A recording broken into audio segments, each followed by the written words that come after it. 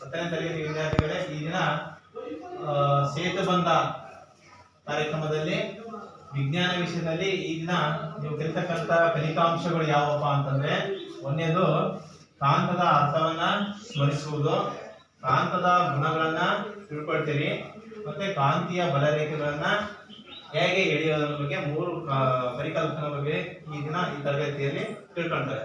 ಹಾಗಾದ್ರೆ ಮಕ್ಕಳೇ, ಸೇತುಬಂಧ ಅಂದ್ರೆ ಏನಂತ ತಿಳ್ಕೊಂಡಿದ್ದೀರಿ?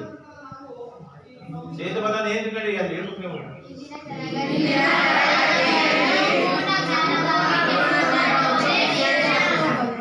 ಸೇತುಬಂಧ ಏನಂದ್ರೆ ಹಿಂದಿನ ತರಗತಿಯ ವಿಜ್ಞಾನ ವಿಷಯದ ಪೂರ್ವ ಜ್ಞಾನವನ್ನ ತಿಳಿದುಕೊಳ್ಳೋಕೆ ಅಂತ ಹೇಳ್ತಾರೆ.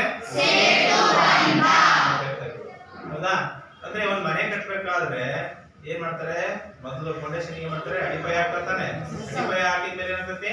ಮನೆ ಕಟ್ತೀವಿ ನೀವು.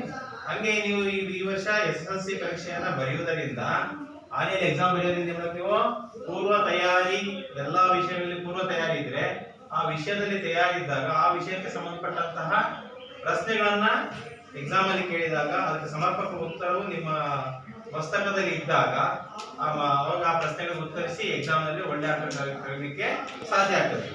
ಈ ಸೇತುಬಂಧ ಕಾರ್ಯಕ್ರಮ ಯಾಕೆ ಮಾಡ್ತವಪ್ಪ ಅಂತಂದ್ರೆ, ಈಗ ರಜದಲ್ಲಿ 2 ದಿನದಲ್ಲಿ ಕ್ಲಾಸ್ ಹೇಳ್ತದ, ಅದನ್ನ ಹಿಂದಿನ ತರಗತಿಯ ಅಲ್ಲಿ ಇರ್ತಕ್ಕಂಥ ಕಾನ್ಸೆಪ್ಟ್ಗಳನ್ನ ಮತ್ತೆ SSLC ಬಂದಾಗ 9ನೇ ತರಗತಿಯಲ್ಲಿ ಇರ್ತಕ್ಕಂಥ ಈ ಫಲಿತಾಂಶಗಳನ್ನ ಮತ್ತೆ ನಿಮಗೆ ಪರಿಚಯ ಮಾಡಿಸೋಕ್ಕೋಸ್ಕರ ಮಾಡ್ತಾ ಇರ್ತಕ್ಕಂತಹ ಒಂದು ಕಾರ್ಯಕ್ರಮಕ್ಕೆ ನಾವು ಏನಂತ ಕರಿತೀವಿ?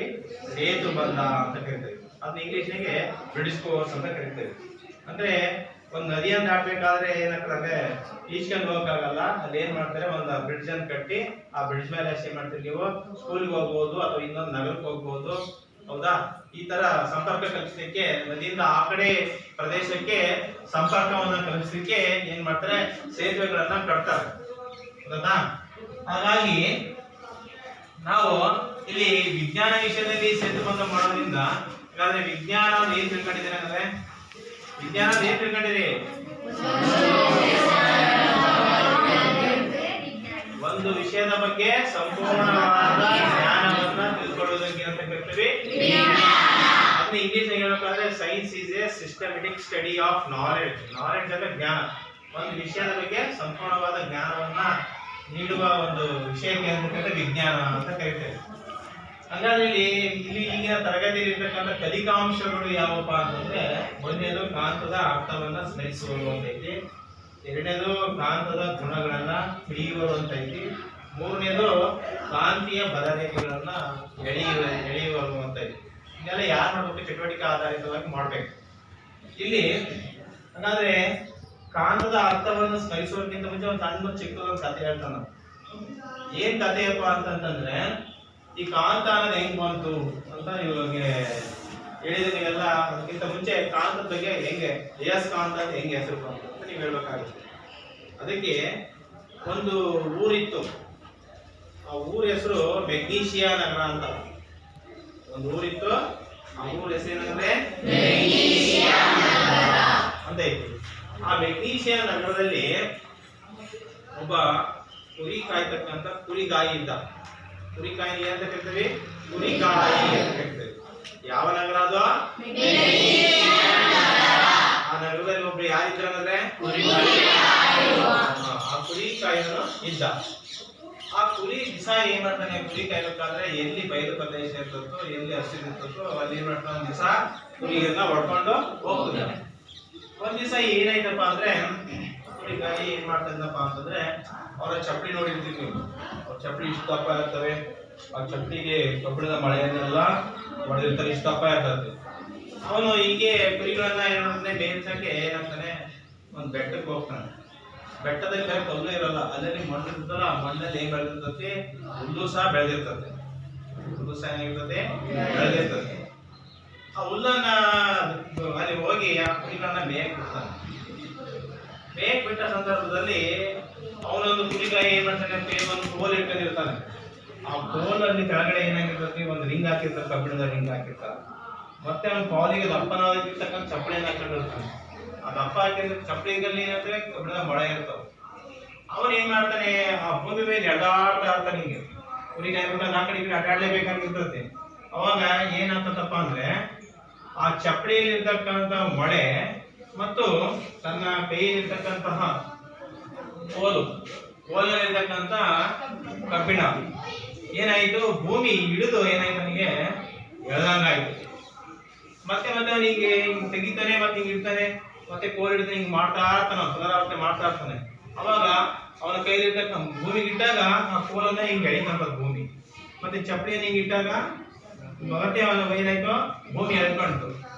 ಹಂಗಾಗಿ ಅವ್ನು ಏನ್ ಅನ್ಕಂದ, ಈ ಕಬ್ಬಿಣದಂತ ವಸ್ತುವನ್ನ ಆಕರ್ಷಿಸ್ತಕ್ಕಂಥ ವಸ್ತು ಎಲ್ಲಿದೆ ಹಂಗಂದ್ರೆ ಭೂಮಿ ಒಳಗಡೆ ಅಂತ ಯಾರಿಗೆ ಅನ್ಸತ್ತೆ, ಅನ್ಸತ್ತೆ.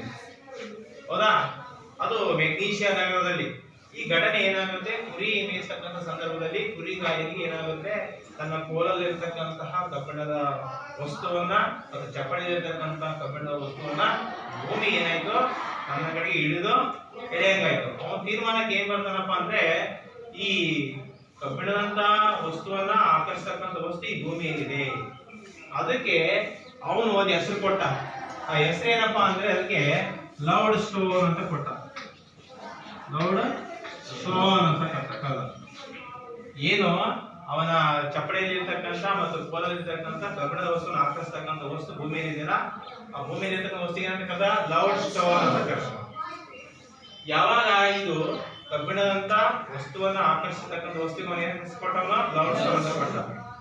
ಇದು ಕೊನೆಗೆ ಏನಾಯ್ತು ಅಂದ್ರೆ, ಕಬ್ಬಿಣದಂತ ವಸ್ತುಗಳನ್ನು ಆಕರ್ಷಣೆ ಮಾಡತಕ್ಕಂಥ ವಸ್ತು ಯಾವ ಒಂದು ಹಳ್ಳಿಯಲ್ಲಿ ಸಿಕ್ತು, ಮೆಗ್ನೀಷಿಯಾ. ಆ ಮೆಗ್ನೀಷಿಯಾ ನಗರದಲ್ಲಿ ಸಿಕ್ಕಿರೋದ್ರಿಂದ ಈ ಲೌಡ್ ಸ್ಟೋನಿಗೆ ಕೊನೆಗೆ ಏನಂತ ಹೆಸರು ಬಂತಪ್ಪ ಅಂದ್ರೆ ಮ್ಯಾಗ್ನೆಟ್ ಅಂತ ಬಂತು. ಏನಂತ ಬಂತು? ಏನಂತ ಬಂತು? ಯಾಕೆ? ಮೆಗ್ನೀಷಿಯಾ ಅಂತಕ್ಕಂಥ ನಗರದಲ್ಲಿ ಏನಾಯ್ತು, ಭೂಮಿಯಲ್ಲಿ ಕಬ್ಬಿಣ ಅಂತ ವಸ್ತುಗಳನ್ನು ಆಕರ್ಷತಕ್ಕಂಥ ವಸ್ತು ಸಿಕ್ತು. ಅದಕ್ಕೆ ಲೌಡ್ ಸ್ಟೋನ್ ಅಂತ ಕೊಟ್ಟು ಕೊನೆಗೆ ಆ ಮೆಗ್ನೀಷಿಯಾ ಹೆಸರಿನಲ್ಲಿ ಅದಕ್ಕೆ ಇಂಗ್ಲಿಷ್ ಅಂತ ಕರೆದು ಮ್ಯಾಗ್ನೆಟ್ ಅಂತ ಕರೆದು. ಆ ಮ್ಯಾಗ್ನೆಟಿಗೆ ಕನ್ನಡದಲ್ಲಿ ಏನಂತ ಕರಿತೀವಿ ನಾವು, ಕಾಂತ ಅಂತ ಕರಿತೀವಿ. ಅಂತ ಕರಿತೀವಿ ಹಾಗಾದ್ರೆ ಕಾಂತ ಅರ್ಥ ನಿಮಗೆ ಈಗ ಅರ್ಥ ಆಗಿರ್ಬೋದು.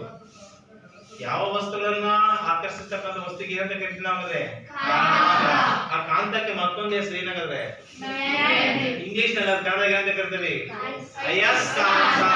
ಕಾಂತಕ್ಕೆ ಏನ ಹೆಸರು ಅಂತ ಕರಿತೀವಿ ಈ ಅಯಸ್ಕಾಂತ. ನೋಡಿದೀವಿ ನೀವು, ಅಯಸ್ಕಾಂತವನ್ನ ಬೇರೆ ಬೇರೆ ಆಕಾರದಲ್ಲಿ ಇರ್ತಾವ, ದೊಡ್ಡದಾಗಿರ್ತಾವ. ಹಂಗಾದ್ರೆ ಈಗ ಕಾಂತ ಅಂದ್ರೆ ಕಬ್ಬಿಣದಂತಹ ವಸ್ತುಗಳನ್ನು ಆಕರ್ಷಿಸ್ತಕ್ಕಂಥ ವಸ್ತುಗಳಿಗೆ ಏನಂತ ಕರಿತೀವಿ ಅಯಸ್ಕಾಂತ ಅಂತ ಕರೀತೇವೆ. ಹೌದಾ? ಈಗ ನಿಮಗೆ ಕಾಂತದ ಅರ್ಥ ಗೊತ್ತಾಯ್ತು. ಈ ಕಾಂತದಲ್ಲಿ ವಿಧಗಳದಾವ. ಅವ್ ಯಾವಪ್ಪ ಅಂತಂದ್ರೆ ಇದನ್ನ ದಂಡಕಾಂತ ಅಂತ ಕರಿತೇವೆ ನಾವು. ಏನಂತ ಕರಿತೀವಿ? ದಂಡಕಾಂತ. ದಂಡಕಾಂತ ಅಂತ ಕರಿತೇವೆ. ಆಯ್ತಾ? ಇನ್ನೊಂದು ಏನಪ್ಪಾ ಅಂದ್ರೆ ಎರಡನೇದು ಕುದುರೆ ಲಾಳಕಾಂತ ಅಂತ ಕರಿತೇವೆ. ಲಾಳಕಾಂತ ಅಂತ ಕರಿತೇವೆ. ಎನ್ ಮತ್ತು ಎಸ್. ನೋಡಿ, ಈ ಕಾಂತದಲ್ಲಿ ಎಷ್ಟು ವಿಧಗಳು? 2 ವಿಧಗಳು. ಹೌದಾ? ನೋಡಿ, ಇವು ಏನಪ್ಪಾ ಅಂತಂದ್ರೆ ಕಾಂತದಲ್ಲಿ 2 ಬರ್ತಾವೆ. ನೈಸರ್ಗಿಕ ಕಾಂತಗಳು ಅಂತ ಬರ್ತವೆ, ಮತ್ತೆ ಕೃತಕ ಕಾಂತಗಳು ಅಂತ ಬರ್ತವೆ. ಹಾಗಾದ್ರೆ ನೈಸರ್ಗಿಕ ಕಾಂತ ಯಾವ್ದಂದ್ರೆ ಲೌಡ್ ಸ್ಟೋನ್ ಅಂತ ಹೇಳ್ತೇವೆ. ಯಾವ ನಗರದಲ್ಲಿ ಸಿಕ್ತಿದೆ ಅಂದ್ರೆ ಲೌಡ್ ಸ್ಟೋನ್ ಭೂಮಿಯಲ್ಲಿ ಕೃತಕವಾಗಿದೆ. ಪರಿಸರದಲ್ಲಿ ಸಿಕ್ಕಿರ್ತಕ್ಕಂಥ ಕಾಂತಕ್ಕೆ ಅಂತ ಕರಿತೀವಿ ನೈಸರ್ಗಿಕ ಕಾಂತ. ಮತ್ತೆ ನಮಗೆ ಮನುಷ್ಯ ನಮ್ಮ ನಿತ್ಯ ಜೀವನಕ್ಕೆ ಬೇಕಾಗಿರ್ತಕ್ಕಂಥ ಸಿಕ್ಕಂತ ಕಾಂತಗಳು ಯಾವಪ್ಪ ಅಂದ್ರೆ ಒಂದು ದಂಡಕಾಂತ, ಇನ್ನೊಂದು ಯಾವ್ದಂದ್ರೆ ಕುದುರೆ ಲಾಳಕಾಂತ ಅಂತ ಕರಿತೀವಿ. ದಂಡಕಾಂತದಲ್ಲಿ ಎಷ್ಟು ವಿಧ? ಕಾಂತಗಳಲ್ಲಿ ಎಷ್ಟು ವಿಧ? 2 ವಿಧ ಬರ್ತಾವ. ಒಂದು ನೈಸರ್ಗಿಕ ಕಾಂತ, ಇನ್ನೊಂದು ಕೃತಕ ಕಾಂತ. ನೈಸರ್ಗಿಕ ಕಾಂತಕ್ಕೆ ಉದಾಹರಣೆ ಯಾವ್ದಂದ್ರೆ ಲೌಡ್ ಸ್ಟೋನ್. ಹಾಗಾದ್ರೆ ಕೃತಕ ಕಾಂತಗಳಿಗೆ ಉದಾಹರಣೆ ಯಾವ್ದಂದ್ರೆ ಗೊತ್ತಾಯ್ತು. ಆಯ್ತಾ? ಇದು ಏನಪ್ಪಾ ಅಂದ್ರೆ ಕಾಂತಗಳ ವಿಧಗಳು ಅಂತ ಹೇಳ್ತೇವೆ. ಆಯ್ತಾ? ಇಲ್ಲಿ ನೋಡಿ, ಈಗ ನೋಡಿ, ಇಲ್ಲಿ 2 ಕಾಂತಗಳಿದಾವ. ನೋಡಿ, ಇಲ್ಲಿ 2 ಕಾಂತಗಳಿದಾವ. ಈಗ ಏನಾಯ್ತು ಅಂದ್ರೆ, ಈಗ ಅಂದ್ರೆ ಇಲ್ಲಿ ಕಾಂತಗಳಲ್ಲಿ ಎಷ್ಟು ಧ್ರುವ ಅಂದ್ರೆ 2 ಧ್ರುವ ಅದಾವೆ. ಒಂದು ಉತ್ತರ ಧ್ರುವ, ಒಂದು ದಕ್ಷಿಣ ಧ್ರುವ. ನೋಡಿ, ಈಗ ಈ 2 ಕಾಂತಗಳೇನಾದ್ರು ಈಗ ಆಕರ್ಷಣೆ ಆಗಿತ್ತಪ್ಪ ಅಂದ್ರೆ ಇಲ್ಲ ಇದರ ಉತ್ತರ ಧ್ರುವ ಆಗಿರ್ಬಹುದು ಅಥವಾ ಇದರ ದಕ್ಷಿಣ ಧ್ರುವ ಆಗಿರ್ಬಹುದು. ನೋಡಿ, ಆಯ್ತಾ? ನಾವು ಅದೇ ಕಾಂತವನ್ನ ನೋಡ್ರಿ ಈಗ ನೋಡಿ ಅಂಟಲ್ಲ. ಈಗ ಏನಾಯ್ತು ಹಂಗಂದ್ರೆ ಇದು ಉತ್ತರ ಆಗಿದೆ, ಇದು ಉತ್ತರ ಆಗಿದೆ. ನೋಡಿ ಈಗ ಎಷ್ಟು ಈಗ ಆಕರ್ಷಣೆ ಆಯ್ತು ನೋಡಿ, ಎರಡು ಕಾಂತ ಅದಾವ. ಈಗ ಏನಾಯ್ತು ನೋಡಿ ಆಕರ್ಷಣೆ ಆಯ್ತು. ಅಂದ್ರೆ ಸಜಾತಿಯ ಧ್ರುವಗಳು ಏನಾಗ್ತವೆ, ಸಜಾತಿಯ ಧ್ರುವಗಳು ಅಂಟಿರ್ತಾವ, ಸಜಾತಿಯ ಧ್ರುವಗಳು ಏನಾಯ್ತು ಅಂಟ್ಕೊಳಲ್ಲ. ಬಟ್ ಈಗ ವಿಜಾತಿಯ ಧ್ರುವಗಳು, ಇದು ಉತ್ತರ ಆಗಿರ್ಬೋದು, ಇದು ದಕ್ಷಿಣ ಆಗಿರ್ಬೋದು. ನೋಡಿ ಏನಾಯ್ತು ಅಂದ್ರೆ ಆಕರ್ಷಣೆ ಆಯ್ತು. ಅದನ್ನೇ ನಾನು ನೋಡಿ ಈಗ ಉಲ್ಟಾ ಮಾಡ್ತೇನೆ. ಈಗ ಏನಾಯ್ತು ನೋಡ್ರಿ, ಈಗ ನೋಡ್ರಿ ಅರ್ಥ ಆಯ್ತಾ? ನೋಡ್ಬಾರ ಬೇಗ ಮಾಡ್ಬಾರ. ನೋಡಿಲಿ ಇದೇನಾಯ್ತಂದ್ರೆ ಇದು ಉತ್ತರ ಧ್ರುವ, ಇದು ದಕ್ಷಿಣ ಧ್ರುವ ಆಗಿರೋದ್ರಿಂದ ಏನಾಯ್ತು ಇಲ್ಲಿ ಅಂಟಿಕೊಂಡು. ಈಗ ನೋಡಿ ಅದನ್ನೇ ಇವನ್ ಕಡೆ ಕೊಡ್ತಾನೆ. ಈಗ ಇಟ್ಕೊಂಡು ಈಗ ತೋರ್ಸಕ್ಕೆ ಏನಾಯ್ತು ನೋಡಿ. ಈಗ ನೋಡಲ್ಲಿ ಏನಾಗ್ತೈತಿ ಸ್ವಲ್ಪ ಇದು ಮಾಡ್ತೀನಿ ಸರಿ ನೋಡೋಣ ಕ್ಯಾಮರಾ.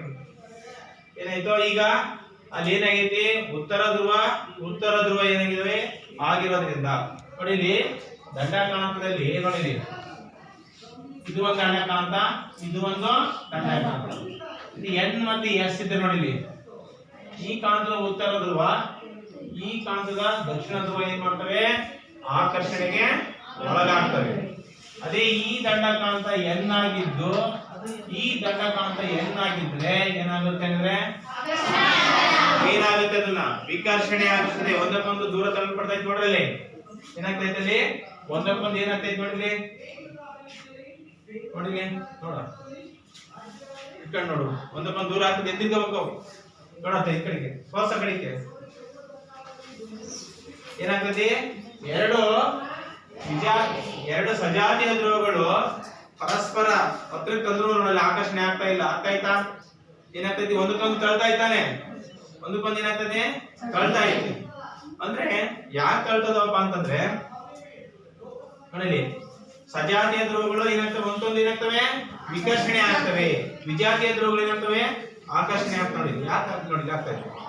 ಆಮೇಲೆ ಏನಾಗಿತ್ತಪ್ಪ ಅಂದ್ರೆ ನಾವು ಏನಾಗಿದ್ದೀವಿ ವಿಜಾತಿಯ ಧ್ರುವಗಳು ಪರಸ್ಪರ ಆಕರ್ಷಣೆ ಒಳಗಾಗ್ತವೆ, ಸಜಾತಿಯ ಧ್ರುವಗಳು ಏನ್ ಮಾಡ್ತಾವೆ ಅಂದ್ರೆ ವಿಕರ್ಷಣೆ ಆಗ್ತವೆ.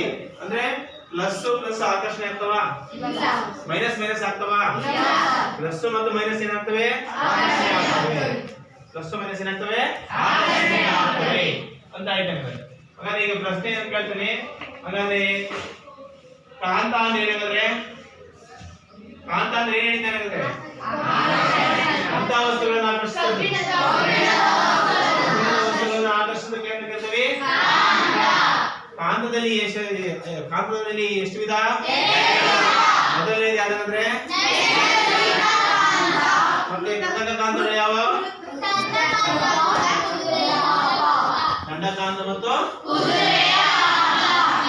ಹಾಗಾದ್ರೆ ಈ ಅಯಸ್ಕಾಂತವನ್ನ ನೈಸರ್ಗಿಕ ಕಾಂತಕ್ಕೆ ಉದಾಹರಣೆ ಯಾವ್ದಂದ್ರೆ ಕೃತಕ ಕಾಂತಕ್ಕೆ ಉದಾಹರಣೆಗಳು ಯಾವಂದ್ರೆ ಕುದುರೆ. ಅಂದ್ರೆ ನೋಡಿಲಿ ಈಗ ನೆಕ್ಸ್ಟ್ ನೋಡಿಲಿ ನೋಡಿ ಯಾಕೆ ಈ ನೋಡಿ ನೆಕ್ಸ್ಟ್ ಈಗ ಯಾವ್ದಪ್ಪ ಅಂದ್ರೆ ಕಾಂತದ ಗುಣಗಳನ್ನ ತಿಳಿಯುವರು ಅಂತ ಐತೆ. ಒಂದು ಕಾಂತಕ್ಕೆ ಎಷ್ಟು ಧ್ರುವಗಳು ಇರ್ತಾವಪ್ಪ ಅಂತಂದ್ರೆ ಎರಡು ಧ್ರುವಗಳು ಇರ್ತಾವ. ಒಂದು ಕಾಂತಕ್ಕೆ ಎಷ್ಟು ಧ್ರುವಗಳು ಇರ್ತವೆ? ಎರಡು ಧ್ರುವಗಳಲ್ಲಿ ಒಂದು ಯಾವ್ದಾಗಿರ್ಬೇಕು? ಎನ್ ಅಂದ್ರೆ ಏನು? ನಾರ್ತ್ ಅಂತ. ನಾರ್ತ್ ಅಂದ್ರೆ ಏನಂದ್ರೆ ಯಾವ್ದಿಕ್ಕೋ? ಎಸ್ ಅಂದ್ರೆ ಏನಂದ್ರೆ ಸೌತ್ ಅಂದ್ರೆ ಏನಂದ್ರೆ ಒಂದು ಕಾಂತಕ್ಕೆ ಎಷ್ಟು ಧ್ರುವಗಳು ಇರ್ತವೆ? ಹೌದಾ? ಹಾಗಾದ್ರೆ ಭೂಮಿಗೆ ಎಷ್ಟು ಧ್ರುವಗಳು ಇದಾವೆ? ನಾಲ್ಕು ಅದಾವ. ಎಷ್ಟು ಧ್ರುವಗಳು? ಉತ್ತರ ಧ್ರುವ, ದಕ್ಷಿಣ ಧ್ರುವ. ಗೊತ್ತಾಯ್ತಾ? ಈಗ ನೋಡಿ ಈ ಕಾಂತವನ್ನ ನೀವು ನೋಡಿ ಒಂದು ಮೊದಲೇ ಕೂಡ ಗೊತ್ತಾಯ್ತು ಕಾಂತಕ್ಕೆ ಎಷ್ಟು ಧ್ರುವಗಳಿದಾವೆ? ಒಂದು ಯಾವ್ದು? ಉತ್ತರ ಧ್ರುವ. ಇನ್ನೊಂದು ಯಾವ್ದಂದ್ರೆ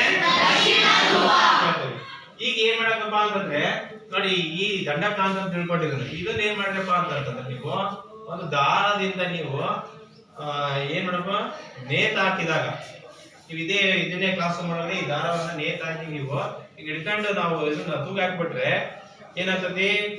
ಇದು ಯಾವ್ದು ಅಂದ್ರೆ ಈ ತರ ಬರೀತಿರ್ತಾರೆ ನೀವು ಇದು ಎನ್ ಮತ್ತೆ ಎಸ್, ಇಲ್ಲಿ 4 ದಿಕ್ಕುಗಳು ಇರ್ತಾವ. ನಾವು ಇದನ್ನ ತೂಗ ಹಾಕಿದಾಗ ಏನಾಗಿರ್ತತಿ? ಇದು ಭೂಮಿಯು ಸಹ ಒಂದು ಅಯಸ್ಕಾಂತದಲ್ಲಿ ವರ್ತಿಸ್ತದೆ ಗೊತ್ತಾಗಿದೆ. ಈಗ ಕುರಿಗಾಯಿನ ಕಥೆಯಲ್ಲಿ ಏನ್ ಹೇಳಿದ್ವಿ ನಾವಂದ್ರೆ ಕಬ್ಬಿಣದಂತ ವಸ್ತುವನ್ನ ಆಕರ್ಷಿಸ್ತಕ್ಕಂಥದ್ದು ಯಾವ್ದ್ರಲ್ಲಿದೆ, ಭೂಮಿಯಲ್ಲಿದೆ ಅಂತ. ಅದನ್ನ ನಾವ್ ಏನಂತ ಕರಿದ್ವಿ, ಏನು ಲವಡ್ ಸ್ಟೋನ್ ಅಂತ ಕರಿದ್ವಿ. ಈ ತೂಗು ಹಾಕಿದಾಗ ಏನಾಗುತ್ತಪ್ಪ, ಈ ದಂಡಕಾಂತವನ್ನ ಇದರ ಉತ್ತರವು ಯಾವ ಕಡೆಗೆ, ದಕ್ಷಿಣ ಕಡೆಗೆ ಇಟ್ಟಲಾಗುತ್ತೆ. ಇದರ ಏನಾಗುತ್ತೆ, ಕಾಂತದ ದಕ್ಷಿಣ ಧ್ರುವ ಯಾವ ಕಡೆಗೆ ಇರ್ತದೆ ಗೊತ್ತಾಗುತ್ತೆ, ಹೌದಾ? ಅಂದ್ರೆ ದಂಡಕಾಂತವನ್ನ ತೂಗು ಹಾಕಿದಾಗ ಏನಾಗುತ್ತಪ್ಪ ಅಂತಂದ್ರೆ ಉತ್ತರ ಧ್ರುವ ಯಾವ ಕಡೆಗೆ ಹೋಗಿರ್ತದೆ, ದಕ್ಷಿಣ ಕಡೆಗೆ ರಿಪೆಲ್ ಹೋಗಿರ್ತದೆ, ಏನು ಆಕರ್ಷಣೆ ಆಗಿರ್ತದೆ. ಮತ್ತೆ ಯಾವ್ದನ್ನ ದಕ್ಷಿಣ ಧ್ರುವ ಎಲ್ಲಿ ಹೋಗಿರ್ತದೆ, ಉತ್ತರ. ಒಂದು ದಂಡಕಾಂತವನ್ನ ನಾವು ದಾರದ ಸಹಾಯದಿಂದ ನೇತಾಕಿದಾಗ ಏನಾಗುತ್ತಪ್ಪ ಅಂದ್ರೆ ದಂಡಕಾಂತದ ಉತ್ತರ ಧ್ರುವವು ದಕ್ಷಿಣದ ಕಡೆಗೆ ಮತ್ತೆ ದಂಡಕಾಂತದ ದಕ್ಷಿಣ ಧ್ರುವವು ಉತ್ತರದ ಕಡೆಗೆ ಏನಾಗಿರ್ತದೆ, ದಿಕ್ಪಲ್ಲಟ ಆಗಿರ್ತದೆ. ಒಂದು ದಂಡಕಾಂತವನ್ನ ನಾವೇನ್ ಮಾಡ್ಬೇಕಪ್ಪ ಅಂದ್ರೆ ದಾರದ ಸಹಾಯದಿಂದ ನೇತಾಕಿದಾಗ ಉತ್ತರ ಧ್ರುವವು ದಕ್ಷಿಣ ಧ್ರುವದ ಕಡೆಗೆ ದಿಕ್ಪಲ್ಲಟವಾಗಿರುತ್ತದೆ. ಹಾಗೆಯೇ ದಂಡಕಾಂತದ ದಕ್ಷಿಣ ಧ್ರುವವು ಯಾವ ಕಡೆಗೆ ದಿಕ್ಪಲ್ಲಟವಾಗಿರುತ್ತೆ, ಉತ್ತರದ ಕಡೆಗೆ ಆಗಿರ್ತದೆ. ಆಯ್ತಾ? ಒಂದು ಏನೈತೆ ಕಾಂತಕ್ಕೆ ಎರಡು ಧ್ರುವಗಳಿದಾವೆ, ಒಂದು ಉತ್ತರ ಧ್ರುವ, ಇನ್ನೊಂದು ದಕ್ಷಿಣ ಧ್ರುವ ನಾವು ಹೇಳ್ತೇವೆ. ಮತ್ತೆ ಏನಪ್ಪಾ ಅಂದ್ರೆ ಒಂದು ದಂಡಕಾಂತವನ್ನು ನಾವು ನೇತು ಹಾಕಿದಾಗ, ದಾರದ ಸಹಾಯದಿಂದ ನೇತು ಹಾಕಿದಾಗ ಅದೇನಾಗ್ತದೆ, ದಂಡಕಾಂತ ಉತ್ತರ ಧ್ರುವವು ಯಾವ ಕಡೆಗೆ, ದಕ್ಷಿಣದ ಕಡೆಗೆ, ಮತ್ತು ದಕ್ಷಿಣದ ಧ್ರುವವು ಉತ್ತರದ ಕಡೆಗೆ ದಿಕ್ಪಲ್ಲಟವಾಗಿರುತ್ತದೆ ಅಂತ ನಾವು ಹೇಳ್ತೇವೆ. ಆಮೇಲೆ ನೋಡಿ, ಒಂದು ಪೇಪರ್ ಮೇಲೆ ನಾವು ಈ ಪೇಪರ್ ಮೇಲೆ ಒಂದು ದಂಡಕಾಂತವನ್ನ ನಾವು ಹಿಂಗಿಟ್ಟು ಸುತ್ತಲೂ ಹಿಂಗೆ ಮಳೆಯನ್ನು ಹಾಕಿದಾಗ ಏನಾಗ್ತದೋ, ಏನಾಗ್ತದೆ, ಇದು ಆಕರ್ಷಿಸ್ತದೆ. ಮತ್ತೆ ಇದರ ಲೈನ್ ಫಾರ್ಮೇಶನ್ ಆಗ್ತಾವ ಅಂತ ನೋಡಿ. ಈಗ ಏನಾಗುತ್ತೆ, ಈ ಸುತ್ತಲೂ ನೀವು ಏನಾರ ಹಿಂಗೆ ಏನೋ ಕಬ್ಬಿಣ ರಜೆಗಳನ್ನ ಹಿಂಗೆ ಹಾಕ್ಬಿಟ್ರೆ ಏನಾಗುತ್ತೆ, ಅದೆಲ್ಲ ಈ ತರ ಹಿಂಗೆಲ್ಲ ಹಿಂಗ್ ಬಂದಿರ್ತದೆ. ಈ ತರ ಏನಪ್ಪಾ ಅಂದ್ರೆ ಕಾಂತವು ತನ್ನ ಸುತ್ತ ಪ್ರಭಾವ ಬೀರುವ ಕ್ಷೇತ್ರವನ್ನ ನೋಡಿ. ಏನಾಯ್ತು ನೋಡಿ, ಈಗ ಇಲ್ಲಿ ಏನೈತಿ, ಈ ಕಾಂತವನ್ನು ನೋಡಿ ಏನ್ ಮಾಡಿದಾನೆ, ಈಗ ಈ ವಿಕರ್ಷಣೆ ಆಗ್ತಾ ಇತ್ತು. ಈಗ ಇದೇ ಕಾಂತವನ್ನು ಹಿಂಗ್ ತಂದಾಗಿರಾಯ್ತು, ಆಕರ್ಷಣೆ ಆಯ್ತು. ಅಂದ್ರೆ ಕಾಂತವು ತನ್ನ ಸುತ್ತಲೂ ಇರುವ ಕ್ಷೇತ್ರದ ಮೇಲೆ ಪ್ರಭಾವ ಬೀರುತ್ತಲ್ಲ, ಆ ಕ್ಷೇತ್ರವನ್ನು ಏನಂತ ಕರಿತೀವಿ, ಕಾಂತ ಕ್ಷೇತ್ರ ಅಂತ ಕರಿತೀವಿ. ಕಾಂತವು ತನ್ನ ಸುತ್ತಲೂ ಪ್ರಭಾವ ಬೀರುವ ಕ್ಷೇತ್ರಕ್ಕೆ ಏನ್ ಕರಿತೀವಿ, ಈ ಕಬ್ಬಿಣ ಇಲ್ಲಿ ರಿಲೇಟ್ ನಾವ್ ಏನ್ ಮಾಡ್ತಾವಪ್ಪ ಅಂದ್ರೆ ಇದ್ರ ಸೂತ್ರ ಮಳೆ ಹಾಕ್ಬಿಟ್ರೆ ಏನ್ ಮಾಡ್ತದೋ ತನ್ನ ಕಡೆಗೆ ಇರ್ತೈತಿ. ಅದನ್ನ ಕಾಂತ ತನ್ನ ಸುತ್ತಲೂ ವಸ್ತು ಮೇಲೆ ಪ್ರಭಾವ ಬೀರುವ ಕ್ಷೇತ್ರ ಅಂತ ಕರಿತೀವಿ, ಕಾಂತ ಕ್ಷೇತ್ರ ಅಂತ ಹೇಳ್ತೀವಿ. ಹಂಗೆ ನೆಕ್ಸ್ಟ್ ನೋಡಿ, ಕಾಂತದಲ್ಲಿ ಎರಡು ಧ್ರುವ ಅಂತ ಹೇಳಿದ್ವಿ. ಆ ಕಾಂತದ ಉತ್ತರ ಧ್ರುವದಿಂದ ಕೆಲವು ಕಾಂತೀಯ ಬಲರೇಖೆಗಳು ಏನ್ ಮಾಡ್ತವೆ, ದಕ್ಷಿಣದ ಕಡೆಗೆ ಬರ್ತಾ ಇರ್ತವೆ. ಒಂದಂತೂ ಮತ್ತೆ ಏನಾಗ್ತದೆ, ದಕ್ಷಿಣ ಧ್ರುವದಿಂದ ಯಾವ ಹೋಗ್ತವೆ, ಮತ್ತೆ ಹಿಂಗೆ. ಆಮೇಲೆ ಸಾಮಾನ್ಯವಾಗಿ ಕಾಂತದ ಗುಣ ಹೇಳ್ಬೇಕಾದ್ರೆ ಏನಾಗತ್ತೆ, ಈ ಧ್ರುವ ಪ್ರದೇಶಗಳಲ್ಲಿ ಏನಾಗತ್ತೆ, ಕಾಂತದ ಶಕ್ತಿ ಜಾಸ್ತಿ ಇರ್ತದೆ. ಮತ್ತೆ ಈ ಕಾಂತದಲ್ಲಿರ್ತಕ್ಕಂಥ ಈ ದಂಡಕಾಂತ, ಕುದುರೆದಾಳ ಕಾಂತ ಆಗಿರ್ಬೋದು, ದಂಡಕಾಂತ ಆಗಿರ್ಬೋದು, ಆ ಪ್ರತಿಯೊಂದು ನೋಡಿ ಯಾವುದೇ ಒಂದು ವಸ್ತು ಬೇಕಾದ್ರೆ ಚಿಕ್ಕ ಚಿಕ್ಕ ಪರಮಾಣುವಿಂದ ಆಗಿರ್ತದೆ. ಅಂದ್ರೆ ಈ ದಂಡಕಾಂತದಲ್ಲಿ ದೊಡ್ಡ ದಂಡಕಾಂತ ಅಂತ ತಿಳ್ಕೊಬೇಡ್ರಿ. ಇದರಲ್ಲಿ ಸಣ್ಣ ಸಣ್ಣ ಟಿನ್ನಿ ಮ್ಯಾಗ್ನೆಟ್ ಇರ್ತಾವ, ಸಣ್ಣ ಸಣ್ಣ ಮ್ಯಾಗ್ನೆಟ್. ಆ ಮ್ಯಾಗ್ನೆಟ್ ಪ್ರತಿಯೊಂದು ಮ್ಯಾಗ್ನೆಟ್ಗಳು ಏನಾಗ್ತವೆ, ಒಂದು ಅಯಸ್ಕಾಂತದಂತೆ ವರ್ತಿಸ್ತವೆ. ಇದಕ್ಕೆ ಒಂದು ಅಯಸ್ಕಾಂತ ವರ್ತಿಸ್ತವೆ. ಹಾಗಾಗಿ ಈಗ ಏನಾಗಿದೆ, ಸಾಮಾನ್ಯವಾಗಿ ಕಾಂತ ಕ್ಷೇತ್ರ ಜಾಸ್ತಿ ಎಲ್ಲಿ, ಧ್ರುವ ಪ್ರದೇಶಗಳಲ್ಲಿ ಹೆಚ್ಚಾಗಿರ್ತದೆ. ಈ ಧ್ರುವ ಪ್ರದೇಶದಿಂದ ಉತ್ತರದ ಧ್ರುವದಿಂದ ಉತ್ತರಿತವಾಗಿ ಎಲ್ಲಿ ಬಂದಿರ್ತವೆ, ದಕ್ಷಿಣ ಧ್ರುವಕ್ಕೆ ಹೋಗ್ತವೆ. ಮತ್ತೆ ದಕ್ಷಿಣ ಧ್ರುವದಿಂದ ಎಲ್ಲಿ ಹೋಗ್ತಾವ ಅಂದ್ರೆ ಉತ್ತರ ಧ್ರುವಕ್ಕೆ ಹೋಗ್ತದೆ. ನಾವು ಯಾವುದೇ ಕಾಂತ ತೆಗೆದುಕೊಂಡಾಗ, ಆಯ್ತಾ? ಮತ್ತೆ ಈ ಇನ್ನೇನಪ್ಪಾ ಅಂತಂದ್ರೆ ಕಾಂತದ ಒಂದುಗಳು ಮೊದಲೇ ಎರಡು ಧ್ರುವಗಳು ಇರ್ತವೆ, ಒಂದು ಉತ್ತರ ಧ್ರುವ, ಇನ್ನೊಂದು ದಕ್ಷಿಣ ಧ್ರುವ. ಮತ್ತೆ ಕಾಂತವನ್ನ ನಾವು ದಂಡಕಾಂತವನ್ನು ನೇತು ಹಾಕಿದಾಗ ಉತ್ತರವು ದಕ್ಷಿಣದ ಕಡೆಗೆ ಮತ್ತು ದಕ್ಷಿಣ ಧ್ರುವವು ಉತ್ತರದ ಕಡೆಗೆ ದಿಕ್ಪಲ್ಲಟವಾಗಿರುತ್ತದೆ. ಮತ್ತೆ ಕಾಂತದ ಉತ್ತರ ಧ್ರುವದಿಂದ ಏನಾಗ್ತಾವಪ್ಪ ಅಂತಂದ್ರೆ ಕಾಂತೀಯ ಬಲರೇಖೆಗಳು ಉತ್ಸರ್ಜನೆಯಾಗಿ ದಕ್ಷಿಣದಲ್ಲಿ ಸೇರ್ತವೆ, ಮತ್ತೆ ದಕ್ಷಿಣದಿಂದ ಮಧ್ಯಕ್ಕೆ ಹೋಗ್ತಾ ಇರ್ತವೆ, ಹೋಗ್ತಾ ಇರ್ತವೆ. ಆಯ್ತಾ? ನೆಕ್ಸ್ಟ್ ಪಾಯಿಂಟ್ ಏನಪ್ಪಾ ಅಂತಂದ್ರೆ, ಆಮೇಲೆ ಕಾಂತದ ನೋಡಿ ಮತ್ತೊಂದು ಗುಣ ಏನಪ್ಪಾ ಅಂತಂದ್ರೆ, ಕಾಂತದ ಉತ್ತರ ಧ್ರುವ ಮತ್ತು ಉತ್ತರ ಧ್ರುವವು ಪರಸ್ಪರ ಏನಾಗ್ತವೆ, ವಿಕರ್ಷಣೆ ಹೊಂದುತ್ತವೆ. ಎರಡು ಸಜಾತಿಯ ಧ್ರುವಗಳು ಏನಾಗ್ತವೆ ಆಗ್ತವೆ. ಅದೇ ಎರಡು ವಿಜಾತಿಯ ಧ್ರುವಗಳಾಗಿರ್ತಕ್ಕಂಥ ಉತ್ತರ ಮತ್ತು ದಕ್ಷಿಣ ಏನ್ ಮಾಡ್ತವೆ ಆಕರ್ಷಣೆಗೆ ಒಳಪಡ್ತವೆ ಅಂತ ನಾವು ಹೇಳ್ತೇವೆ. ಪ್ರಶ್ನೆ ಬರ್ಕೊಂಡ್ರಿ ಸ್ವಲ್ಪ ಹೋಮ್ವರ್ಕ್ ಬರ್ಕೊಂಡ್ರಿ ಕ್ವಶನ್.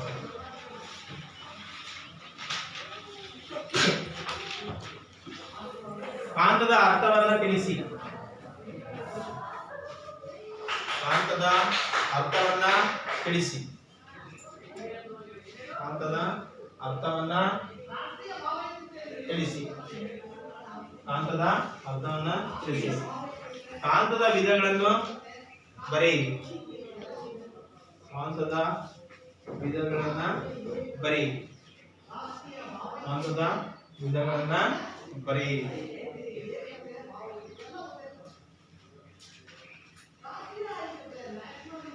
ಕೃತಕ ಕಾಂತಕ್ಕೆ ಒಂದು ಉದಾಹರಣೆ ಕೊಡಿ. ಕೃತಕ ಕಾಂತಕ್ಕೆ ಒಂದು ಉದಾಹರಣೆ ಕೊಡಿ. ಕೃತಕ ಕಾಂತಕ್ಕೆ ಒಂದು ಉದಾಹರಣೆ ಕೊಡಿ. ಕೃತಕ ಕಾಂತಕ್ಕೆ ಒಂದು ಉದಾಹರಣೆ ಕೊಡಿ.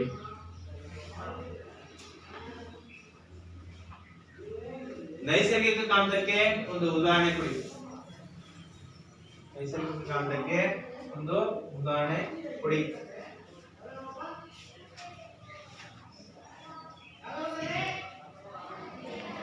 ನೆಕ್ಸ್ಟ್ ಕಾಂತದ ಗುಣಗಳನ್ನು ಬರೆಯಿರಿ.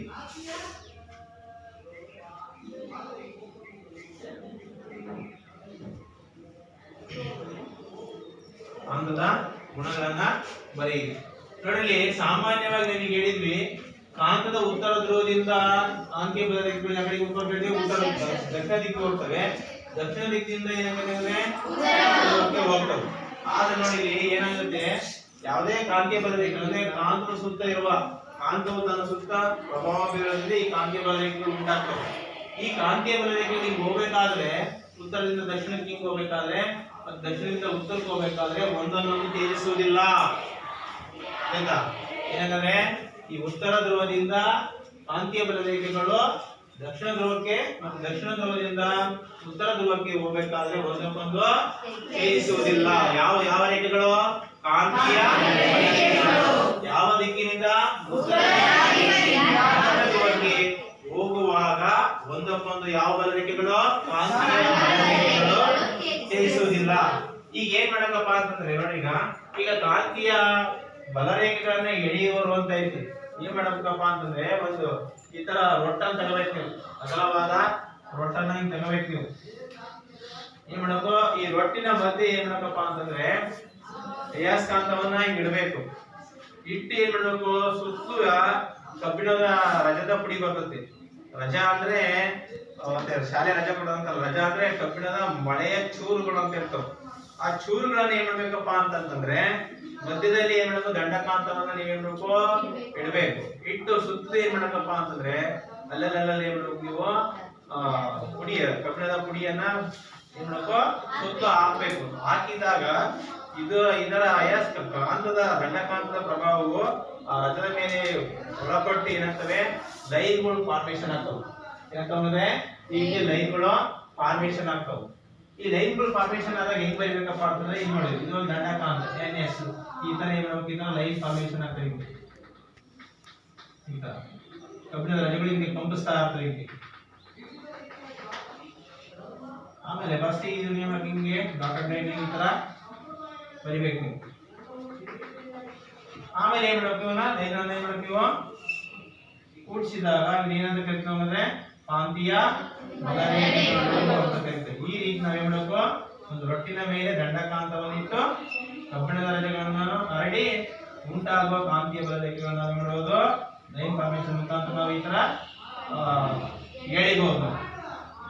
ಇವನ್ನ ಏನಂತ ಕರಿತೀವಿ, ಕಾಂತೀಯ ಬಲರೇಖೆಗಳು. ಈ ಕಾಂತೀಯ ಬಲರೇಖೆಗಳು ಸಾಮಾನ್ಯವಾಗಿ ಎಲ್ಲಿಂದ ಹೊರಟೋಗ್ತವೆ, ಉತ್ತರ ಧ್ರುವದಿಂದ ಹೊರಟೋಗಿ ಎಲ್ಲಿ ದಕ್ಷಿಣ ಧ್ರುವದಲ್ಲಿ, ಮತ್ತೆ ದಕ್ಷಿಣ ಧ್ರುವಕ್ಕೆ ಎಲ್ಲಿ ಬರ್ತವೆ ಬರ್ತವೆ ಅಂತ ಹೇಳ್ತೇವೆ. ಆಮೇಲೆ ನೋಡಿ, ಈಗ ಕೃತಕ ಕಾಂತಗಳು ಅಂತ ಹೇಳ್ತೇವೆ ನಾವು. ಕೃತಕ ಕಾಂತಗಳಂದ್ರೆ ಯಾವಪ್ಪ ಅಂತಂದ್ರೆ ದಂಡಕಾಂತ ಮತ್ತು ಇನ್ನೊಂದ್ರೆ ಕುದುರೆಕಾಂತ ಅಂತ ಹೇಳ್ತೇವೆ ನಾವು. ಇವನ್ನ ನಾವು ತಯಾರು ಮಾಡಬಹುದು. ನೋಡು, ಪ್ರಯೋಗಶಾಲೆಯಲ್ಲಿ ಒಂದು ದಂಡಕಾಂತ ಇದೆ, ಪ್ರಯೋಗಶಾಲೆಗೆ ಒಂದು ದಂಡಕಾಂತ ಮತ್ತು ಇನ್ನೊಂದು ದಂಡಕಾಂತದ ನಡುವೆ ಒಂದು ಮರದ ಪೀಸನ್ನು ಇಟ್ಟಿರ್ತಾರೆ. ಈ ತರ ಯಾಕೆ ಇಟ್ಟಿರ್ತಾರೆ?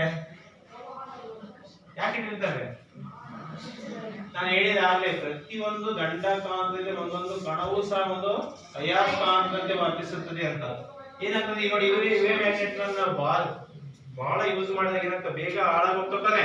ಇಲ್ಲಿ ಯಾಕೆ ನಾವು ಈ ದಂಡಕಾಂತದ ಮಧ್ಯೆ ಮರದ ಒಂದು ಪೀಸನ್ನು ಯಾಕೆ ಇಟ್ಟಿರ್ತಪ್ಪ ಅಂದ್ರೆ, ಕಾಂತವು ಆಕರ್ಷಣೆಗೆ ಒಳಪಟ್ಟು ಏನಾಗುತ್ತೆ, ಬೇಗ ಹಾಳಾಗೋದನ್ನ ತಪ್ಪಿಸೋಕ್ಕೋಸ್ಕರ ಪ್ರಯೋಗಶಾಲೆಯಲ್ಲಿ ದಂಡಕಾಂತದಲ್ಲಿ ಮರದ ಒಂದು ಪೀಸನ್ನು ಇಟ್ಟು ಏನ್ ಮಾಡಿದ್ರೆ ಇಟ್ಟಿರ್ತಾರೆ. ಆಮೇಲೆ ಈ ಯಾವ್ದಪ್ಪ ಅಂತಂದ್ರೆ, ಈ ಮ್ಯಾಗ್ನೆಟ್ ಗಳನ್ನ ನೀವು ನೋಡಿರ್ಬೋದು, ನೀವು ದೊಡ್ಡ ದೊಡ್ಡ ಕ್ರೈನ್ಗಳು ಇರ್ತಾವ. ಬಂದರುಗಳಲ್ಲಿ ದೊಡ್ಡ ದೊಡ್ಡ ಕ್ರೈನ್ಗಳು ಭಾರವಾದ ವಸ್ತುವನ್ನ ಎತ್ತಿ ಏನ್ ಮಾಡ್ಬೇಕು, ಲಾರಿಗೋ ಅಥವಾ ಲಾರಿಯಿಂದ ಏನ್ ಮಾಡ್ಕೊಂಡ್ರೆ ಇಡಕ್ಕೆ ಏನ್ ಮಾಡ್ತಾರಪ್ಪ, ದೊಡ್ಡ ದೊಡ್ಡ ಕ್ರೈನ್ಗಳಲ್ಲಿ ಬಾರ್ ಮ್ಯಾಗ್ನೆಟ್ ಅಂತ ಹೇಳಿ ದಂಡಕಾಂತ ಇರುತ್ತೆ ಅಂತ ದೊಡ್ಡ ದೊಡ್ಡ ಮ್ಯಾಗ್ನೆಟ್ ಗಳನ್ನ ಏನ್ ಮಾಡ್ತಾರೆ, ಯೂಸ್ ಮಾಡ್ತಾರೆ. ಆಮೇಲೆ ನಿಮ್ಮ ಸ್ಪೀಕರ್ ಬಾಕ್ಸ್ ನೋಡಿದೀರಿ ನೀವು, ಸ್ಪೀಕರ್ ನಿಮ್ಮ ಸೌಂಡ್ ಬಾಕ್ಸ್ ನೋಡಿರ್ಬೋದು. ಆ ಸ್ಪೀಕರ್ ನಲ್ಲೂ ಸಹ ಏನ್ ಮಾಡ್ತಾರೆ, ಈ ತರ ದುಂಡಾಗಿರ್ತಕ್ಕಂಥ ಕಟ್ ಆಗಿದೆ, ರೌಂಡ್ ಆಗಿರ್ತಾವ. ಹೌದಾ? ವಿವಿಧ ಆಕಾರದಲ್ಲಿ ಮ್ಯಾಗ್ನೆಟ್ಗಳು ಸಿಗ್ತಾವ ನಮಗೆ. ಅದು ಏನ್ ಮಾಡ್ತಾರೆ, ಸ್ಪೀಕರ್ ಬಾಕ್ಸ್ ಗಳಲ್ಲಿ ಸೌಂಡ್ ಅನ್ನ ಇದು ಮಾಡ್ಲಿಕ್ಕೆ ಏನ್ ಮಾಡಿರ್ತಾರಪ್ಪ ಅಂದ್ರೆ ಈ ಮ್ಯಾಗ್ನೆಟ್ ಗಳನ್ನ ಉಪಯೋಗಿಸಿರ್ತಾರೆ. ಆಮೇಲೆ ದೊಡ್ಡ ದೊಡ್ಡ ಬಂದರುಗಳಲ್ಲಿ ದೊಡ್ಡ ದೊಡ್ಡ ಟ್ರೈನ್ಗಳಲ್ಲಿ ಸಹ ಏನ್ ಮಾಡ್ತಾರೆ, ಭಾರವಾಗಿರ್ತಕ್ಕಂಥ ವಸ್ತುಗಳನ್ನು ಎತ್ತಲಿಕ್ಕೆ ಅಯಸ್ಕಾಂತ ಏನ್ ಮಾಡ್ತೀವಿ. ಯಾಕಂದ್ರೆ ಟ್ರಕ್ಗಳು ಸಹ ಸಾಮಾನ್ಯವಾಗಿ ಟ್ಯಾಂಕರ್ ಕಬ್ಬಿಣ ಇರ್ತಾನೆ, ಅದನ್ನ ಈಸಿಯಾಗಿ ಅಟ್ರಾಕ್ಷನ್ ಆಗಿರೋದ್ರಿಂದ ಸುಲಭವಾಗಿ ತಪ್ಪು ಏನ್ ಮಾಡ್ತಿದ್ರು, ಇದಕ್ಕೆ ಬಳಸ್ತಾರೆ. ಹೌದಾ? ಹಿಂಗೆ ವಿವಿಧ ಉಪಕರಣಗಳಲ್ಲಿ, ಟೇಪ್ ರೆಕಾರ್ಡರ್ಗಳಲ್ಲಿ, ಸೌಂಡ್ ಬಾಕ್ಸ್ಗಳಲ್ಲಿ, ಸ್ಪೀಕರ್ಗಳಲ್ಲಿ. ಆಮೇಲೆ ಡೈನಮೋ ಅಂತ ಕೇಳಿದೀವಿ ನೀವು. ಡೈನಮೋ ನಿಮಗಿತ್ತು, ಅದು ಪಾಠವನ್ನು ತೆಗೆದಿದ್ದಾರೆ. ಆ ಡೈನಮೋದಿಂದ ವಿದ್ಯುತ್ ಶಕ್ತಿಯನ್ನು ಉತ್ಪತ್ತಿ ಮಾಡಬೇಕಾದ್ರೆ ಎರಡು ಕಾಂತಗಳ ನಡುವೆ, ಉತ್ತರ ಮತ್ತು ದಕ್ಷಿಣ ಧ್ರುವದ ನಡುವೆ ತಾಮ್ರದ ಸುಡಿಯನ್ನು ಸುತ್ತಿ ಅದನ್ನ ತಿರುಗುವಂತೆ ಮಾಡಿದಾಗ ಕಾಂತ ಕ್ಷೇತ್ರದಿಂದ ವಿದ್ಯುತ್ ಶಕ್ತಿಯನ್ನ ಉತ್ಪತ್ತಿ ಮಾಡ್ಲಿಕ್ಕೆ ಏನ್ ಮಾಡ್ತಾರೆ, ಕಾಂತಗಳನ್ನು ಉಪಯೋಗಿಸಿ ಡೈನಮೋದಿಂದ ವಿದ್ಯುತ್ ಶಕ್ತಿಯನ್ನ ಏನ್ ಮಾಡ್ತಾರೆ, ಉತ್ಪತ್ತಿ ಮಾಡ್ಲಿಕ್ಕೂ ಸಹ ಏನ್ ಮಾಡ್ತಾರೆ, ಈ ಅಯಸ್ಕಾಂತವನ್ನ ಬಳಸ್ತಾರೆ. ಯಾವ್ಯಾವ ಕ್ಷೇತ್ರದಲ್ಲಿ ಅಂತ ನಿಮ್ಗೆ ಹೇಳಿದ್ವಿ ನಾವು. ಗೊತ್ತಾ? ಅಯಸ್ಕಾಂತದ ಉಪಯೋಗಗಳನ್ನು ಬರೀ, ಅಯಸ್ಕಾಂತದ ಉಪಯೋಗಗಳನ್ನ ಬರೀರಿ, ಅಯಸ್ಕಾಂತದ ಉಪಯೋಗಗಳನ್ನ ಬರೀರಿ, ಅಯಸ್ಕಾಂತದ ಉಪಯೋಗಗಳನ್ನ ಬರೀರಿ. ಇದರಲ್ಲಿ ಯಾವ್ಯಾವ ಕ್ಷೇತ್ರದಲ್ಲಿ ಅಯಸ್ಕಾಂತವನ್ನ ಬಳಸ್ತಾರೆ ಅಂತ. ಆಮೇಲೆ ನೋಡ್ರಿ, ಈಗ ಫಾರ್ ಎಕ್ಸಾಂಪಲ್ ನೀವೇನ್ ಮಾಡೋದಪ್ಪ ಅಂತಂದ್ರೆ, ಒಂದ ಸೆಲ್ ಅಂತ ತಗೋಬಹುದು ನೀವು. ನೀವೇ ಮನೆಯಲ್ಲಿ ಇದನ್ನ ಮಾಡ್ಬೋದು. ನೀವು ಒಂದು ಸೆಲ್ ಇರ್ತತಿ, ಹೌದಾ? ಈ ಸೆಲ್ಲಿಗೆ ವಿದ್ಯುತ್ ಕೋಶ ಅಂತಿರಲ್ಲ, ಇಲ್ಲಿ ಪ್ಲಸ್ ನೋಡಿ. ಈಗ ಇಲ್ಲಿಂದ ಒಂದು ವೈರನ್ನ ಕನೆಕ್ಷನ್ ಅನ್ನ ತಗೊಂಬರ್ರಿ, ಇಲ್ಲಿಂದ ಒಂದು ಕನೆಕ್ಷನ್ ತರ್ರಿ, ಇನ್ನೊಂದು ಸ್ವಿಚ್ ನೆಟ್ರಿ, ಸ್ವಿಚ್. ಈ ಸ್ವಿಚ್ಚಿನ ಮಧ್ಯೆ ಒಂದು ಏನ್ ಮಾಡಬೇಕು, ಸ್ವಿಚ್ ಇಟ್ಟು ಇನ್ನೊಂದು ಸ್ವಲ್ಪ ವೈರ್ ತಗೊಂಡು ಇಲ್ಲೊಂದು ಕಬ್ಬಿಣದ ಮಳೆಯನ್ನು ಇಡ್ರಿ. ಈ ಮಳೆಗೆ ಈ ವೈರ್ ಜಾಯಿಂಟ್ ಮಾಡ್ರಿ, ಈ ಸ್ವಿಚ್ ಅನ್ನ ಆನ್ ಮಾಡ್ರಿ. ಆನ್ ಮಾಡಿದಾಗ ಏನಾಗ್ತದೆ, ವಿದ್ಯುತ್ ಶಕ್ತಿ ಯಾವುದು ಏನಾಗ್ತದೆ, ಇಲ್ಲಿ ಕಬ್ಬಿಣದ ಮಳೆ ಮುಟ್ಟಿದ್ರೆ ನಿಮ್ಗೆ ಏನಾಗುತ್ತೆ, ಶಾಕ್ ಹೊಡಿತೈತಿ, ಮತ್ತೆ ನಿಮ್ಗೆ ಹಿಡ್ಕೊಂತಿಲ್ಲ. ಅಂದ್ರೆ ಒಂದು ವಾಹಕ ತಂತಿಯಲ್ಲಿ ಮುಖಾಂತರ ವಿದ್ಯುತ್ ಅನ್ನು ನಾವು ಯಾವ್ದಕ್ಕೆ ಹಾಯಿಸಿದಾಗ, ಈ ಕಬ್ಬಿಣದ ಮಳೆಗೆ ಹಾಯಿಸಿದಾಗ ಆ ವಿದ್ಯುತ್ ಪ್ರವಾಹದಿಂದ ಕಬ್ಬಿಣದ ಮಳೆ ಏನನ್ನ ಯಾವ ಗುಣ ಪಡ್ಕೊಳ್ತು, ಕಾಂತದ ಗುಣವನ್ನ ಪಡ್ಕೊಳ್ತು. ಎಲ್ಲಿ ತನಕ ಈ ವೈರಲ್ಲಿ ಕರೆಂಟ್ ಏನಿರುತ್ತೋ ಅಲ್ಲಿ ತನಕ ಇದೇನಾಯ್ತು, ಕಾಂತತ್ವವನ್ನು ಹೊಂದಿತು. ಯಾವಾಗ ಈ ವೈರ್ಗಳನ್ನ ಡಿಸ್ಕನೆಕ್ಟ್ ಮಾಡಿದಾಗ ಆ ಕಬ್ಬಿಣದ ಮಳೆಯಲ್ಲಿ ಏನಾರ ಕಾಂತತ್ವ ಉಳ್ಕೊಳ್ತಾ ಇಲ್ಲ. ಅಂದ್ರೆ ಎಲ್ಲಿ ತನಕ ವಾಹಕದ ಮುಖಾಂತರ ಕಬ್ಬಿಣದ ಮಳೆಗೆ ಕರೆಂಟ್ ಹರಿಯಿತು ಅಲ್ಲಿ ತನಕ ಆ ಮಳೆಯಲ್ಲಿ ಏನಿತ್ತಂದ್ರೆ ಕಾಂತ ಇತ್ತು. ಯಾವಾಗ ಕರೆಂಟ್ ಫ್ಲೋ ಆಗ ನಿಂತ್ಕೊಂತು ಅದು ಏನಾಯ್ತಲ್ಲಿ ತಾತ್ಕಾಲಿಕ ನೋಡೋದು. ಇದನ್ನ ಕಾಂತವನ್ನು ಅಂತ ಕರಿತೀವಿ, ತಾತ್ಕಾಲಿಕ ಕಾಂತಗಳು ಅಂತ ಕರಿತೀವಿ. ಈ ರೀತಿ ಇರ್ತಕ್ಕಂಥ ಕಾಂತಗಳಿಗೆ ಅಂತ ಕರಿತೀವಿ ಆಮೇಲೆ ತಾತ್ಕಾಲಿಕ ಮತ್ತೆ ಶಾಶ್ವತ ಕಾಂತಗಳು ಯಾವ ಇವಾಗ ಕುದುರೆ ಕಾಂತ, ದಂಡ ಕಾಂತ ಇವೆಲ್ಲ ಶಾಶ್ವತ ಕಾಂತಗಳು ಅಂತ ನಾವು ತಿಳ್ಕೊಳ್ತೇವೆ. ಹಿಂಗೆ ನಾವೇನ್ ಮಾಡ್ಬೋದು, ನಾವು ಅಯಸ್ಕಾಂತ ತಯಾರು ಕೃತಕವಾಗಿ ಇಟ್ಟು ಏನ್ ಮಾಡ್ಬೋದು, ಒಂದು ಶೆಲ್ ಅಂತ ಇಟ್ಕೊಂಡು ಎರಡು ವೈರ್ ಅನ್ನು ಮತ್ತೆ ಒಂದು ಸ್ವಿಚ್ ಅನ್ನ ಮಾಡಿ ಒಂದು ಮಳೆಗೆ ವೈರ್ ಅನ್ನು ಸುತ್ತಿ ನೀವು ಕರೆಂಟ್ ಪಾಸ್ ಮಾಡಿದಾಗ ಅಲ್ಲಿ ನೀವು ಕಬ್ಬಿಣದ ಮಳೆಗಳನ್ನ ಅಥವಾ ಗುಂಡಿನ ಹೋಗಿ ಹಿಂಗ್ ಇಟ್ಬಿಟ್ರೆ ಅಷ್ಟು ಆಕರ್ಷಣೆ ಆಗ್ತದೆ. ಅಂದ್ರೆ ಅರ್ಥ ಏನಪ್ಪಾ ಅಂತಂದ್ರೆ ಒಂದು ವಾಹನದಲ್ಲಿ ವಿದ್ಯುತ್ ಪ್ರವಾಹ ಹರಿಬೇಕಾದ್ರೆ ಅದರ ಸುತ್ತಲ ಏನನ್ನು ಉಂಟು ಮಾಡ್ತದೆ, ಕಾಂತ ಕ್ಷೇತ್ರವನ್ನು ಉಂಟು ಮಾಡ್ತದೆ. ಹಾಗಾಗಿ ನಿಮ್ಮನ್ನ ಆಕರ್ಷಣೆ ಆಗ್ತದೆ. ನೋಡಿ, ಯಾರಿಗಾರ ಕರೆಂಟ್ ಅನ್ನ ನೀವು ಇಟ್ಕೊಂತೀರಿ ಅಂದ್ರೆ ಕರೆಂಟ್ ಇರ್ತದೆ ಅಂದ್ರೆ ಅದ್ರ ಸುತ್ತ ವೈರಿನ ಸುತ್ತ ಏನಾಗಿರ್ತೈತಿ, ಕಾಂತ ಕ್ಷೇತ್ರ ಇರ್ತೈತಿ. ನೀವು ಮುಟ್ಟಿದ ಕೂಡಲೇ ನಿಮ್ಗೆ ಹಿಡ್ಕೊಂಡ್ಬಿಡುತ್ತೆ. ಹೌದಾ? ಈ ಸ್ವಿಚ್ ಆಫ್ ಮಾಡಿದಾಗ ನಿಮ್ ಕೈ ತೆರಕಾಗುತ್ತಾ? ಆಗಲ್ಲ. ಅಂದ್ರೆ ಹರಿಯುತ್ತಿರುವಾಗ ಒಂದು ವಾಹನದಲ್ಲಿ ವಿದ್ಯುತ್ ಪ್ರವಾಹ ಹರಿಯುತ್ತಿದ್ದಾಗ ಅದರ ಸುತ್ತ ಏನನ್ನ ಉಂಟು ಮಾಡಿರ್ತಪ್ಪ ಅಂದ್ರೆ ಕಾಂತ ಕ್ಷೇತ್ರವನ್ನ ಏನ್ ಮಾಡಿರ್ತೈತಿ, ಉಂಟು ಮಾಡಿರ್ತೈತಿ ಅಂತಕ್ಕಂಥದ್ದನ್ನ ಈ ರೀತಿ ತಯಾರು ಮಾಡ್ತಕ್ಕಂಥ ಕಾಂತಗಳಿಗೆ ಅಂತ ಕರಿತಾವೆ ಕೃತಕ ಕಾಂತಗಳು ಅಂತ ನಾವು ಕರಿತೀವಿ. ಹಾಗಾದ್ರೆ ಇಲ್ಲಿ ತನಕ ನೀವು ಈ ಎಷ್ಟು ಕಲಿಕಾಂಶಗಳನ್ನು ಕಲಿತಪ್ಪ ಅಂತಂದ್ರೆ ಕಾಂತದ ಅರ್ಥವನ್ನ ಸ್ಮರಿಸಿದ್ರಿ, ಮತ್ತೆ ಕಾಂತದ ಗುಣಗಳನ್ನ ತಿಳ್ಕೊಂಡ್ರಿ, ಮತ್ತೆ ಕಾಂತೀಯ ಬದಲಾವಣೆಗಳನ್ನ ಹೆಂಗ್ ಎಳಿಬಹುದು, ಮತ್ತೆ ಕೃತಕ ಕಾಂತಗಳನ್ನು ಹೇಗೆ ತಯಾರಿಸಿರ್ತಕ್ಕಂಥದ್ದನ್ನ ತಿಳ್ಕೊಂಡ್ರಿ. ಮತ್ತೆ ಮನೆ ಕೆಲಸವಾಗಿ ಎಷ್ಟು ಕ್ವಶನ್ ಕೊಟ್ಟಿದ್ವಿ ನಾವು? 5 ಕ್ವಶನ್ ಕೊಟ್ಟಿದ್ವಿ. ಅವನ್ನ ಬರ್ಕೊಂಬರ್ಬೇಕು. ಗೊತ್ತಾಯ್ತಾ? ಅರ್ಥ ಆಯ್ತಾ?